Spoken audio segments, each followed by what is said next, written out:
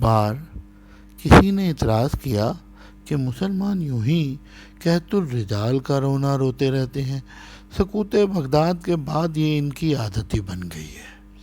وہ ہاتھ پہ ہاتھ دھرے مہندی آخر الزماں کا انتظار میں بیٹھے رہتے ہیں۔ ہندوؤں کو دیکھو، وہ کتنے فرزانے ہیں، اپنے ہر رہنما کو اوتار اور مہاتما بنا لیتے ہیں۔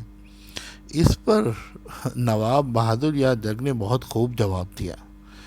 نواب صاحب نے فرمایا کہ یار بات یہ ہے کہ ہندوؤں کا دیوتا بے حس و حرکت بت ہے، ان کی دھرتی ماتا پامال، ان کے گاؤں ماتا بے زبان۔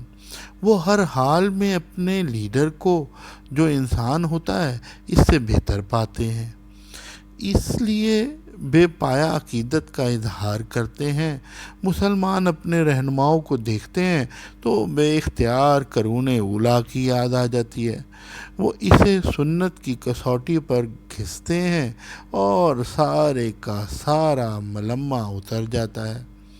یہ کوئی نفسیاتی عارضہ نہیں یا اجتماعی نقص نہیں، بلکہ معیار اور مزاج کا فرق ہے۔